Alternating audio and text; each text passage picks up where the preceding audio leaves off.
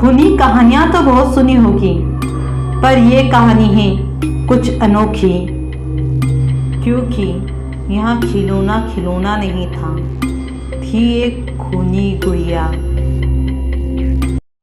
अरे क्या मजाक कर रहे हो? क्या बकवास कर रहे हो? माना कि भूत की कहानियां देखते हो तो इसका मतलब वह अपने दिमाग में घुसा लोगे। अब गुड़िया भी खूनी गुड़िया लगने लगी कि पापी गुड़िया की कहानी सुनाकर मुझे डरा रहे हो? नहीं पापा, वह गुड़िया सच में खूनी गुड़िया है। अय्यो आवाई मैं तुमको खाऊंगी। देखा पापा, कितनी डरावनी आवाज है। चुप करो, यह भूतों की पिक्चरें देखने का ही नतीजा है। पापा, आप आवाज को ऐसे इग्नोर नहीं कर सकते। देखो, यह आवाज गुड़िया से ही आ रही है। अय्यो आवाई मैं तुमको खाऊंगी। हाँ आ रही है, पर मैं पागल नहीं हूँ। आज साइंस ने इतनी तरक्की कर रही है कि वह ऐसी 1000 गुड़िया बना सकती है। और मैं बहुत थक चुका हूँ। दिन भर ऑफिस की टेंशन और यहाँ रात को तुम परेशान करती हो। रानी, रानी, क्या हुआ? मैं सोने जा रहा हूँ, पानी रख देना। ठीक है। आप तो पानी पिएगी अम्मी। सोनू, ये गुड़िया स्टोर रूम में फेंक के रहा, यहाँ किचन में लाकर फेंक दी है तो अब दिखे ना तो इसके इतने टुकड़े करूंगी, दिखेगा भी नहीं कुछ। मम्मा, यह गुड़िया जादुई गुड़िया है। आज के बाद अगर भूतों के नाटक देखे ना तो मेरी चप्पल रहेगी तुम्हारा गाल। जाओ सो।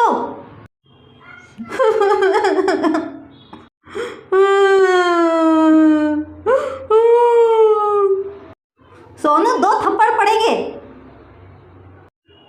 सोनू को तपामाओगी और मुझको रुके करके फेंकोगी। मेरे को का समझ आइए, मैं तेरे तो के ये करूँगा। पानी रख दिया है, सो जाओ चुपचाप। मैं किचन संभालने जा रही हूँ। अरे ये क्या हाल हो गया किचन का? अभी तो मैंने थोड़ा ठीक किया था। मुझे तो बस 2-4 प्लेट ही साफ करनी थी, पर इतने बर्तन। ये सोनू नहीं सुधरेगा, इसकी तो सुबह पिटाई लगाऊंगी।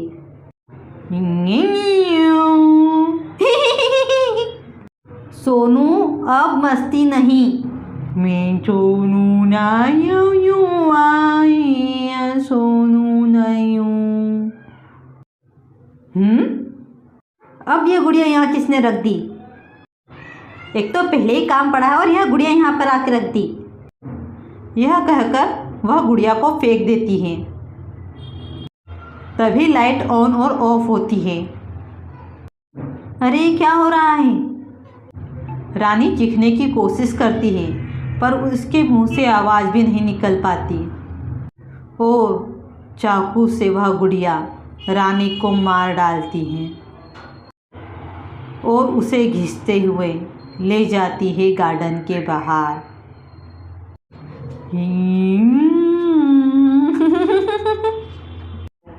रानी, रानी, सोनू मम्मा कहाँ है? वह तो किचन संभालने गई थी। पर बहुत समय हो चुका है। रानी, रानी को ढूंढते हुए नितेश बाहर आता है, पर उसे रानी नहीं दिखती, बल्कि दिखते हैं खून के निशान। यह खून के निशान कैसे? क्या रानी ने किसी जानवर को मार डाला और उसे बाहर फेंकने गई है, वो भी इतनी रात को? नहीं नहीं, मुझे देख के आना होगा। नितेश बाहर जाता है। उसे वही डरावनी आवाजें सुनाई देती है। कौन है? कौन है? तभी सोनू भी आ जाता है। क्या हुआ पापा, आप बाहर क्या कर रहे हो? मुझे घर में खून के छिट्टे दिखाई दिए और दरवाजा भी खुला था, तो मैंने सोचा तुम्हारी मम्मी यहाँ आई होगी। पर यहाँ तो वही आवाज आ रही है जैसे तुम्हारी गुड़िया करती थी। बोला था ना पापा मैंने, वह गुड़िया जादुई गुड़िया है, वह बोलती है। देखो देखो पापा, वह तुम्हारे पीछे है। कारण, मेरी मौत का कारण। अपनी खुशियों के लिए दूसरों की खुशियों का गला घोटकर बहुत अच्छा लगता है ना। एक बार भी दया नहीं आई मेरी उम्र पर, मेरे माँ बाप पर। पापा यह क्या बोल रही है? बताओ बताओ अपने बेटे को। जब बताने में शर्म आती है तो वह काम किया क्यों? देखो मुझे माफ कर दो, मेरे छोटे से बेटे का क्या होगा? कुछ नहीं होगा। तुमने मेरे माँ पापा पर दया करी थी? एक बार भी सोचा कि उनका क्या होगा? सुनो सोनू, भगवान का दिया सब कुछ होने के बाद भी तुम्हारे मम्मी पापा में इतना लालच था कि उन्होंने अमीर बनने के लिए काले जादू का सहारा लिया और ले आए कहीं से एक जादू टोना करने वाले को। मुझे पता है, पैसा कमाते तो बहुत हो पर टिकता नहीं है। तुम परेशान हो चुके हो अपनी इस नौकरी से। मेरे पास एक रास्ता है। अगर तुम इस अमावस को किसी छोटी बच्ची की बलि दोगे तो तुम निश्चित ही अमीर बनोगे। पर क्या कोई और रास्ता नहीं है? रास्ता एक ही होता है जिस पर जाकर सफल बना जाता है।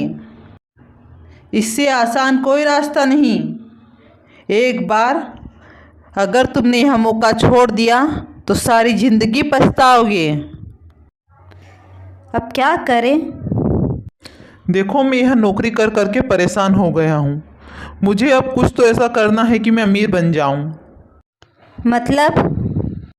मतलब यह कि ऑफिस जाते वक्त मुझे एक लड़की दिखाई देती है। मेरी उससे बहुत अच्छी दोस्ती हो गई है। छोटी सी बच्ची है, उसके मम्मी पापा मुझे नहीं जानते। अगर मैं उसे कैसे भी बहला फुसला कर ले आया तो अपना काम हो जाएगा।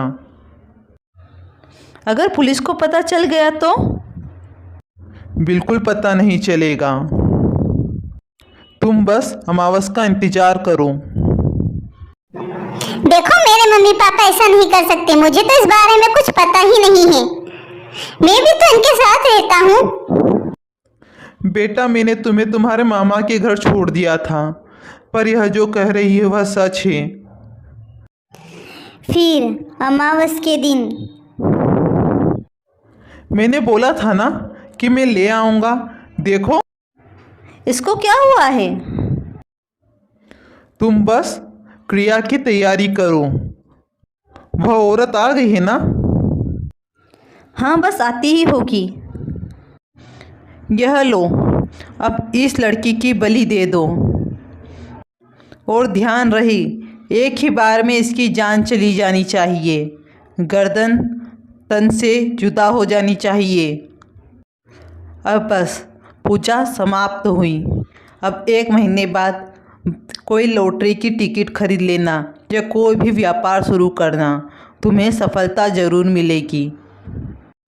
जी आपका बहुत बहुत धन्यवाद। यह कहकर वह औरत तो चली जाती है। पर अब इसका क्या करना है? गाड़ दो इसे यहीं कहीं आसपास।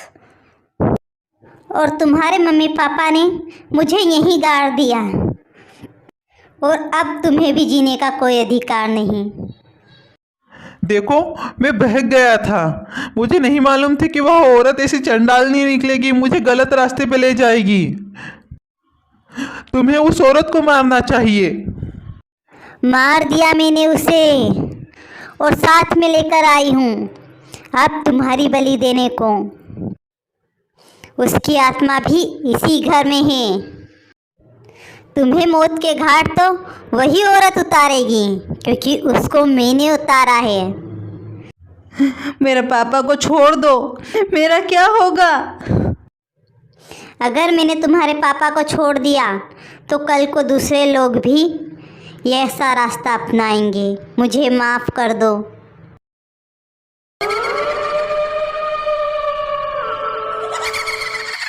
और इस तरह वह औरत उस आदमी का भी भयानक अंत कर देती है।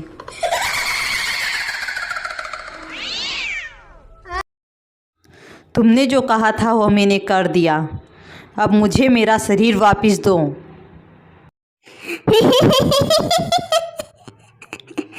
तुमने सोच कैसे लिया कि अब तुम्हें तुम्हारा शरीर वापस मिलेगा? शरीर वापस मिलेगा तो क्या तुम वापस किसी को नहीं मारोगी, काला जादू नहीं करोगी? तुम्हें और तुम्हारे शरीर को जलना पड़ेगा। और इस तरह वह गुड़िया उस औरत को और उसके शरीर को जला देती है। अगर वीडियो अच्छी लगे तो प्लीज़ वीडियो को लाइक और चैनल को सब्सक्राइब करना मत भूलना। Thanks for watching.